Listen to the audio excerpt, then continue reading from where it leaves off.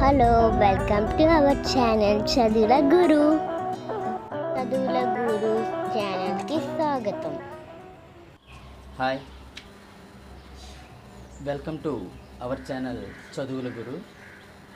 ఈరోజు మనం ఇప్పటి వరకు 10th క్లాస్లో ట్రిగ్నోమెట్రీ, లాగరిథమ్స్ అనే 2 టాపిక్స్ని మనం కంప్లీట్ చేసాం. ఈరోజు 4th చాప్టర్ అయిన pair of linear equations in 2 variables అనే కాన్సెప్ట్ని మనం చెప్పబోతున్నాం. సో ఈ చాప్టర్ మనకి 9th క్లాస్ 8th క్లాస్లో ఉంది, 9th క్లాస్లో ఉంది, 10th క్లాస్లో ఉంది, మళ్ళీ ఇంటర్మీడియట్లో కూడా ఉంది. సో కనుక దీని ఫండమెంటల్స్ అనేవి మనకి ఇంపార్టెంట్ అండి. సో అందుకు ఈ ఫండమెంటల్స్ పైన మనం ఒకసారి ఫస్ట్ చూస్తే తర్వాత మనం చాప్టర్ లోపలికి వెళ్దాం. Okay, start.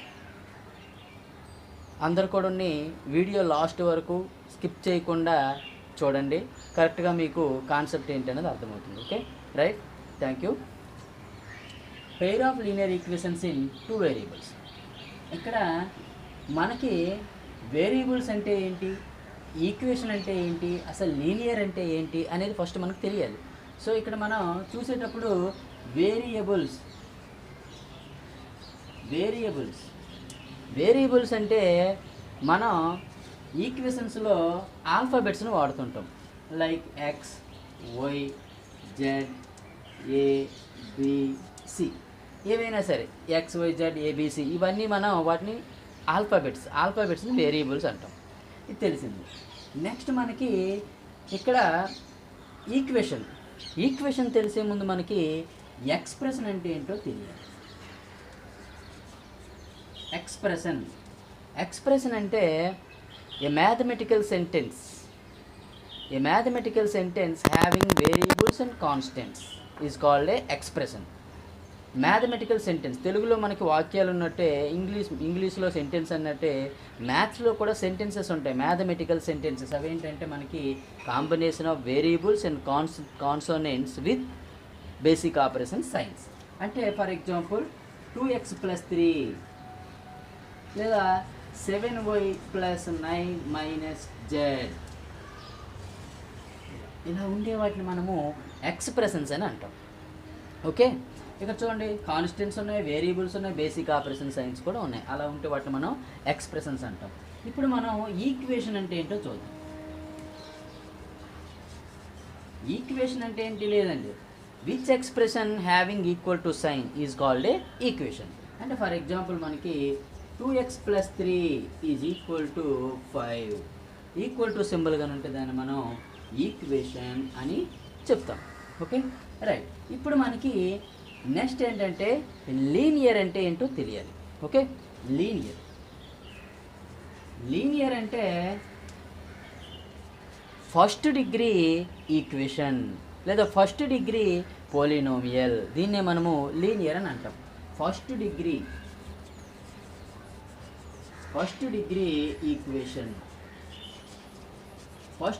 ఈక్వేషన్ మనము లీనియర్ ఈక్వేషన్ అని అంటాం.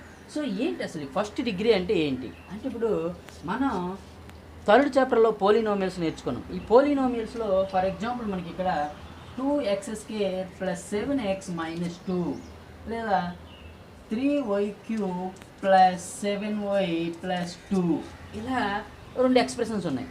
ఇప్పుడు ఈ ఎక్స్ప్రెషన్స్లో మనం చూస్తే ఇక్కడ వేరియబుల్కి x² ఉంది, ఇక్కడ xy³ అని ఉంది. అంటే ఈ ఎక్స్ప్రెషన్లో మనకి 3 టర్మ్స్ 1 2 3 టర్మ్స్ అనేవి ఉన్నాయి.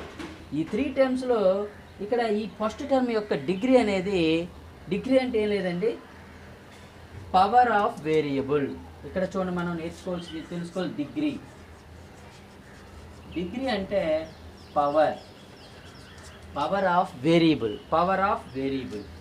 పవర్ ఆఫ్ వేరియబుల్ని మనము డిగ్రీ అని అంటాం. ఇక్కడ చూడండి, ఇక్కడ ఈ వేరియబుల్ యొక్క పవర్ ఎంత 2 ఉంది. సో ఈ పోలినోమియల్ యొక్క డిగ్రీ మనము 2 అని చెప్తాం. ఇక్కడ ఈ పోలినోమియల్ యొక్క డిగ్రీ పవర్ 3 ఉంది కనుక 3 అని చెప్తాం. సో దీన్నే మనము డిగ్రీ అని చెప్తాం. ఓకే, ఇప్పుడు ఫర్ ఎగ్జాంపుల్ మనకి 2x³, ఇప్పుడు దీని డిగ్రీ ఎంత అండి, 3rd డిగ్రీ. అదే 2x ఇక్కడ ఎక్స్కి పవర్ ఎంత ఉంది 1, అంటే ఇది ఫస్ట్ డిగ్రీ. అదే 2x² + 7x అని ఉంది. ఇప్పుడు ఇందులో 2 టర్మ్స్ ఉంటే ఏ టర్మ్ యొక్క డిగ్రీ హైయెస్ట్ ఉంటే అదే ఆ పోలినోమియల్ డిగ్రీ అంటాం మనం. ఓకే, సో ఇక్కడ x² అంటే దీని డిగ్రీ ఎంత 2. ఈ విధంగా మనం ఈ డిగ్రీ అని చెప్తాం. అలానే అంటే ఇప్పుడు ఏంటి ఫస్ట్ డిగ్రీ పోలినోమియల్ని మనము లీనియర్ అని చెప్తామండి. So first degree polynomial linear అంటే ఫర్ ఎగ్జాంపుల్ 2x + 3. చూడండి ఇందులో పవర్ ఎంత 1, ఇదొక లీనియర్. లేదా 7x - 5 ఇదొక లీనియర్. ఇటువంటి వాటిని మనం లీనియర్ అంటాం. ఈక్వల్ టు సింబల్ పెడితే linear equation. 2x + 3 = 7, 7x - 5 = 2. ఇవేంటివి linear equations అని మనము చెప్తాం. రైట్, ఇప్పుడు మనం లీనియర్ ఈక్వేషన్ అంటే తెలిసిందండి. నెక్స్ట్ ఇప్పుడు లీనియర్కి స్టాండర్డ్ ఫామ్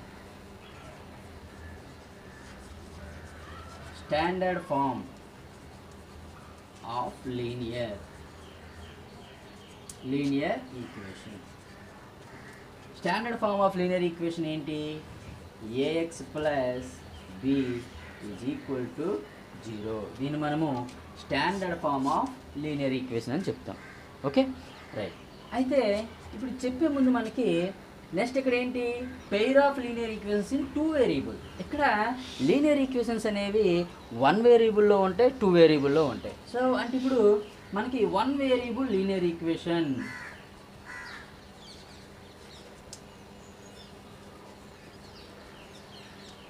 అలానే 2 వేరియబుల్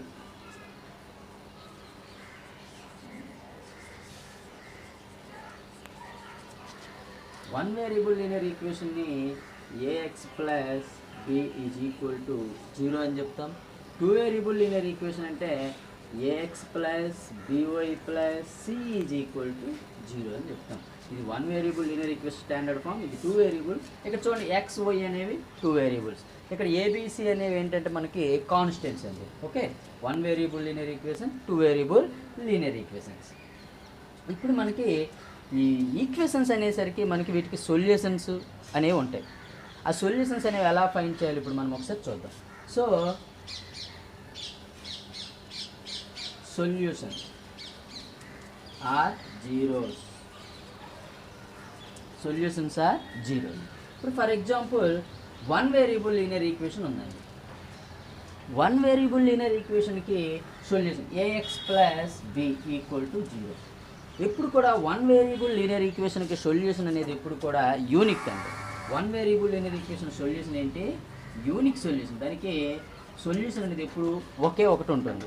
అదే 2 వేరియబుల్ లీనియర్ ఈక్వేషన్ సొల్యూషన్స్ అనేవి మెనీ, అవి మనం ఇన్ని చెప్పలేము. దానికి ఎన్ని సొల్యూషన్స్ అయినా మనము ఫైండ్ చేయొచ్చు. ఓకే, సో ఇప్పుడు 1 variable linear equation solution unique. ఇప్పుడు దీనికి సొల్యూషన్ ఏంటంటే ఫర్ ఎగ్జాంపుల్ మనకి 2x + 3 = 0 అని ఉంది. ఇప్పుడు దీనికి సొల్యూషన్ ఏంటి అంటే మన x వాల్యూని ఫైండ్ చేయడమే సొల్యూషన్ అండి. అంటే 2x +3 అటు వెళ్తే -3, x ఈ 2 అటు వెళ్తే -3/2. అంటే దీని యొక్క సొల్యూషన్ని మనం ఏమంటాం? -3/2. సొల్యూషన్ అంటే ఏంటి కాదండి, సొల్యూషన్ అంటే ఏంటి అంటే 0 వాల్యూ అన్నాం కదా. ఈ ఎక్స్కి ఏ వాల్యూ అయితే దీంట్లో పెడితే ఇది మొత్తం 0 అయిపోతుందని అర్థం. అంటే ఇప్పుడు చూడండి, అంటే ఏంటి, ఇప్పుడు 2x + 3 = 0 అన్నాం. ఎక్స్ వాల్యూ ఎంత? -3/2ని 0 అంటాం. అంటే ఎక్స్ ప్లేస్లో -3/2 కానీ పెడితే మొత్తం 0 అయిపోవాలి. అంటే చూడండి 2 × -3/2 + 3 = 2 క్యాన్సిల్ -3 + 3 = 0. అది 0 వాల్యూ అంటే. 0 వాల్యూ అంటే ఆ ఈక్వేషన్లో వేరియబుల్కి ఏ వాల్యూ అయితే మనం సబ్స్టిట్యూట్ చేస్తే ఈక్వేషన్ టోటల్లీ 0 అయిపోతుందో దాన్నే మనము ఆ ఈక్వేషన్ యొక్క 0 వాల్యూ అని చెప్తాం. అంటే లీనియర్కి మనకి లీనియర్ ఫస్ట్ డిగ్రీ కనుక లీనియర్కి ఒక 0 ఉంటుంది. అలానే ఈ జీరోస్ అనేవి మనం ఎలా చెప్తామంటే డిగ్రీ ఎంత ఉంటే అన్ని జీరోస్ ఉంటాయండి. అంటే ఫస్ట్ డిగ్రీ ఈక్వేషన్ మనం లీనియర్ అంటాం. అంటే లీనియర్కి డిగ్రీ 1 కనుక దానికి ఒక 0 ఉంటుంది. సెకండ్ డిగ్రీ ఈక్వేషన్ ఉందనుకోండి, దానికి ఎన్ని జీరోస్ ఉంటాయి? పరాబోలాకి 2 జీరోస్ ఉంటాయి. ఎందుకంటే దాని డిగ్రీ 2. అదే థర్డ్ డిగ్రీ పోలినోమియల్ ఉందనుకోండి, లేదా థర్డ్ డిగ్రీ ఈక్వేషన్ ఉందనుకోండి, థర్డ్ డిగ్రీ ఈక్వేషన్కి డిగ్రీ 3 కనుక దానికి 3 జీరోస్ అనేవి ఉంటాయి. ఆ విధంగా మనం డిగ్రీ ఎంత ఉంటే అన్ని జీరోస్ ఉంటాయని కూడా మనం చెప్పొచ్చు. ఫర్ ఎగ్జాంపుల్ మనకి ఎగ్జామ్స్లో కూడా అడగొచ్చు, 7th degree equation having how many zeros. So 7th degree కనుక దానికి 7 జీరోస్ ఉంటాయి. దట్స్ 7 జీరోస్ అని మనం సింపుల్గా చెప్తాం. ఈ విధంగా మనం జీరోస్ గురించి చెప్తామండి. సో 1 వేరియబుల్ లీనియర్ ఈక్వేషన్కి జీరోస్ అనేవి యూనిక్, అవి ఎలా ఫైండ్ చేస్తామనేది మనం ఇక్కడ చూసాం. అంటే ఇప్పుడు స్టాండర్డ్ ఫామ్ ఉంది, దీనికి జీరో ఏమవుతుంది, a x plus b equal zero కనుక దీని జీరో వాల్యూ ఏమవుతుందంటే చూడండి, a x plus b equal zero కదా, a x is equal to minus b, x is equal to minus b by a. ఇలా కూడా అడగచ్చు. A x plus b equal to c, a x plus b equal zero, దాని zero value ఏంటంటే minus b by a. So ఈ విధంగా మనం 1 variable linear ఈక్వేషన్కి solutions అనేవి యూనిక్, అవి ఎలా ఫైండ్ చేస్తామంటే ఈ విధంగా మనం చెప్తామండి. Okay, next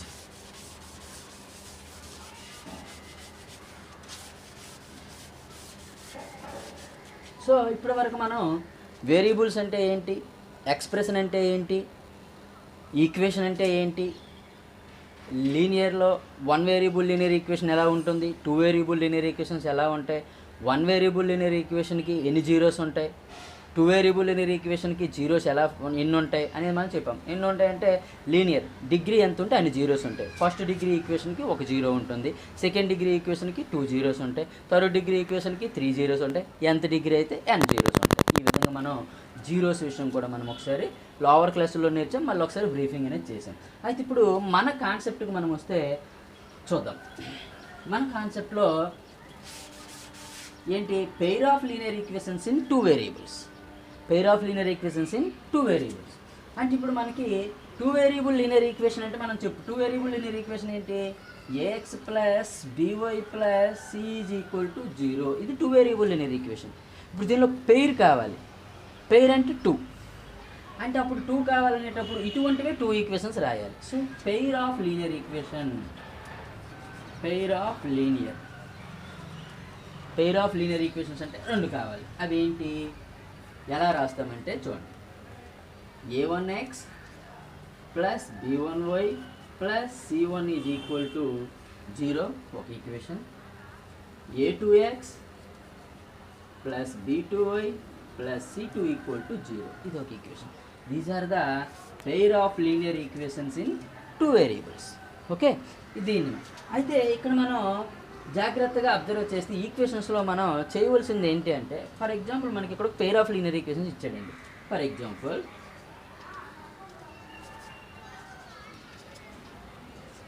2x plus 3y minus 4 is equal to 0, x minus 4y plus 3 is equal to 0.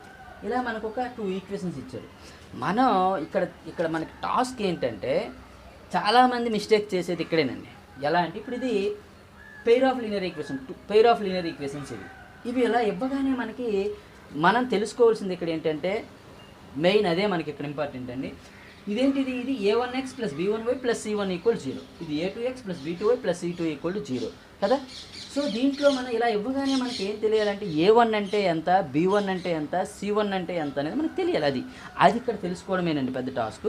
అది మనం ఈజీగా చూడండి. ఇప్పుడు ఇది a1x plus b1y plus c1 equal 0, a2x plus b2y plus c2 equal to 0. ఇప్పుడు దీంట్లో a1 ఎంత, a1 అంటే ఎంత, ఫస్ట్ ఈక్వేషన్ x కోఫిషియంట్ మనం a1 అంటాం, సో ఇది 2. b1 ఎంత, ఫస్ట్ ఈక్వేషన్ y కోఫిషియంట్ మనం b1 అంటాం కనుక ఇది 3. c1 ఎంత, c1 ఈజ్ ఈక్వల్ టు -4. అలానే a2 second ఈక్వేషన్లో x coefficient a2 అంటాం 1, y కోఫిషియంట్ b2 అంటాం, y కోఫిషియంట్ ఇక్కడ ఎంత -4 కనుక is equal to -4, c2 is equal to 3. ఈ విధంగా మనం ఈ పెయిర్ ఆఫ్ లీనియర్ ఈక్వేషన్స్లో వాటి యొక్క కోఫిషియంట్స్ని మనము ఐడెంటిఫై చేయడం అనేది ఇక్కడ మనకి చాలా ఇంపార్టెంట్ అండి. ఇదే మనకు అవసరం. a1, b1, c1, a2, b2, c2 ఈ వాల్యూస్ని మనము ఐడెంటిఫై చేయడం మనకి రావాలి. నెక్స్ట్ కాన్సెప్ట్ ఏంటంటే system of linear equations. Okay,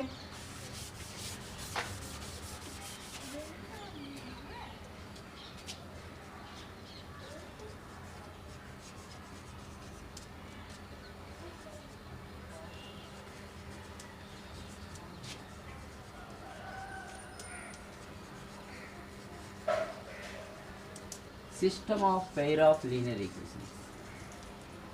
ఇక్కడ సిస్టమ్ అంటే మరేంటి కాదండి, మనకి పెయిర్ ఆఫ్ లీనియర్ ఈక్వేషన్. అసలు యాక్చువల్గా లీనియర్ ఈక్వేషన్, లీనియర్ అని మనం ఎందుకు అంటామంటే, ఈ ఫస్ట్ డిగ్రీ ఈక్వేషన్ మనము గ్రాఫ్గా డ్రా చేస్తే, అంటే first degree equation graphical representation అనేది ఎప్పుడు కూడా ఒక స్ట్రైట్ లైన్ వస్తుందండి. స్ట్రైట్ లైన్ అంటే ఇప్పుడు మనం ax + b = 0 దీన్ని కానీ మనం గ్రాఫ్ గీస్తే అది ఒక స్ట్రైట్ లైన్ని రిప్రజెంట్ చేస్తుంది. లైన్ని రిప్రజెంట్ చేస్తుంది కనుక దీన్ని మనం లీనియర్ ఈక్వేషన్ అని అన్నాం. ఇప్పుడు పెయిర్ ఆఫ్ లీనియర్ ఈక్వేషన్స్కి మనం చూస్తే, ఇప్పుడు pair of linear equations pair ఉన్నాయి అంటే a1x + b1y + c1 = 0, a2x + b2y + c2 = 0. ఇవి pair of linear equations. So ఇది ఒక లైన్ రిప్రజెంట్ చేస్తుంది, ఇది ఒక లైన్ మనకి రిప్రజెంట్ చేస్తుంది మనం గ్రాఫ్ గీస్తే.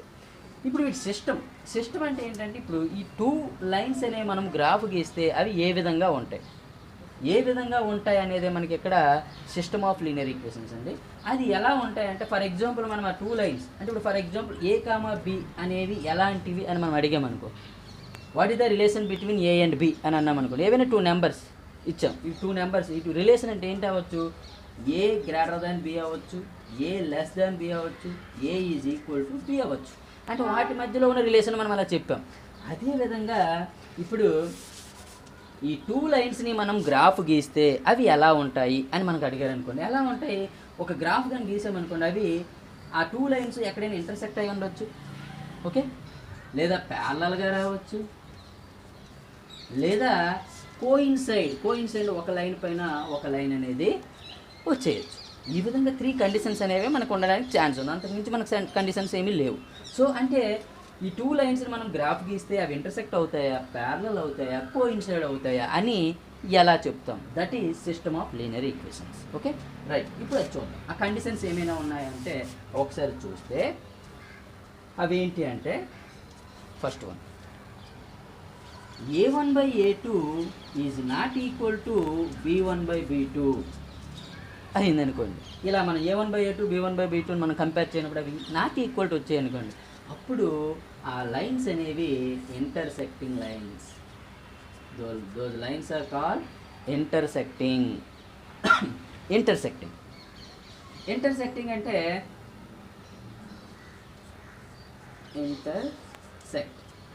Intersect lines. ఇంటర్సెక్టింగ్ లైన్స్కి ఇంకొక పేరు ఉందండి, మరో నేమ్ ఏంటంటే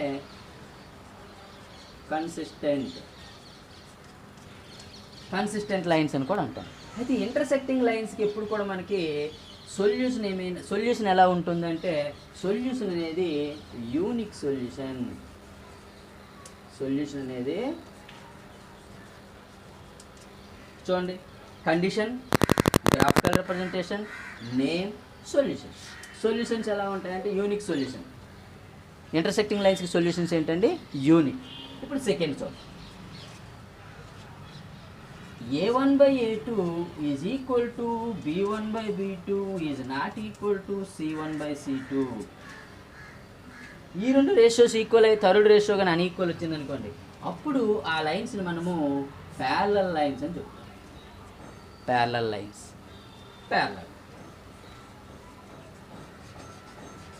ప్యారలల్ లైన్స్కి ఇంకో నేమ్ ఏంటంటే ఇన్కన్సిస్టెంట్ లైన్స్.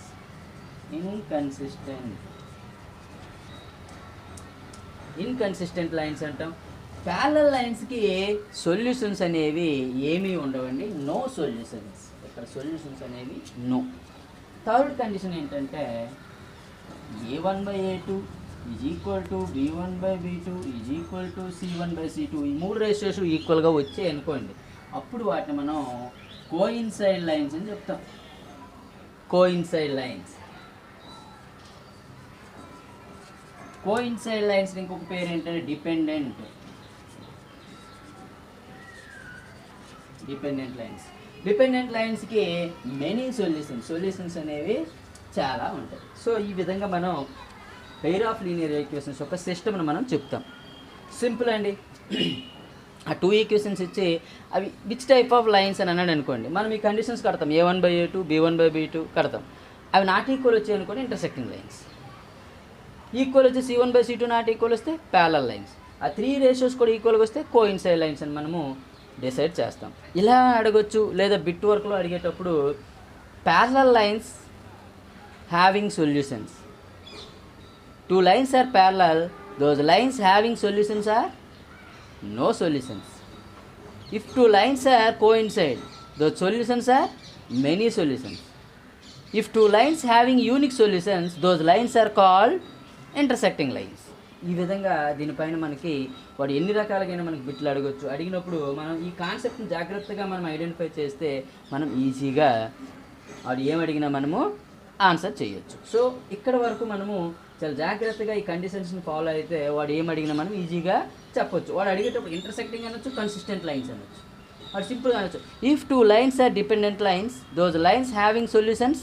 డిపెండెంట్ లైన్స్ అంటే coincide lines, coincide lines solutions, many solutions. So ఈ విధంగా మనం పెయిర్ ఆఫ్ లీనియర్ ఈక్వేషన్ యొక్క సిస్టమ్ను మనము చెప్తాం. ఇప్పుడు దీనిపైన మనం ఒక చిన్న ఎగ్జాంపుల్ చూద్దాం.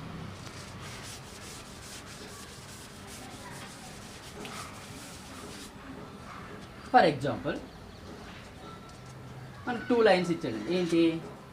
x + 2y + 3 = 0, 2x + 3y + 1 = 0. Which type of lines?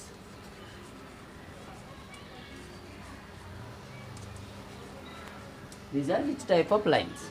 అప్పుడు మనం ఏం చేయాలండి? ఇక్కడ చూడాలి. A1 B1 A1/A2 కట్టండి. A1 అంటే first equation x coefficient. A1 అంటే ఇక్కడ x బిఫోర్ ఏం లేదు అంటే ఏమున్నట్టు? 1 ఉన్నట్టు. 1/2 ఇది 1/2 వచ్చిందండి. ఇప్పుడు B1/B2 కూడా క్యాల్కులేట్ చేయండి. B1 2/3, B1 2 కదా, B2 3, 2/3. సో ఇప్పుడు ఈ రెండు ఈక్వల్గా వచ్చాయా? రాలే. అంటే ఏంటి? A1/A2 is not equal to B1/B2. So these lines are intersecting lines. So these lines having unique solution. Simple. These lines having unique solution. Intersecting వచ్చింది కనుక ఈ లైన్స్కి సొల్యూషన్ ఎలా ఉంటుంది? యూనిక్ అయి ఉంటుంది. సో ఈ విధంగా మనం ఈ పెయిర్ ఆఫ్ లీనియర్ ఈక్వేషన్స్ యొక్క సిస్టమ్ను మనము చెప్తామండి. దీనిపైన మనకి బిట్లు అడిగే ఛాన్స్ ఉంటుంది. ఇంకా దీనిపైన మనకి వర్కింగ్ సమ్స్ అనేవి ఉన్నాయి. ఆ వర్కింగ్ సమ్స్ నుంచి మనం పెయిర్ ఆఫ్ లీనియర్ ఈక్వేషన్స్ ఎలా ప్రిపేర్ చేసుకోవాలనే కాన్సెప్ట్ కూడా మనకుంది. సో ఇది మీరు జాగ్రత్తగా ఐడెంటిఫై చేసి దీనిపైన మీకు ఏమైనా డౌట్స్ ఉంటే నాకు కామెంట్ రూపంలో కానీ మీరు పెడితే దాన్ని మనం నెక్స్ట్ క్లాస్లో మనం కవర్ చేద్దాం. ఓకే? సో అందరికీ అర్థమైనట్టు. Okay, thank you for watching. Thank you అండి.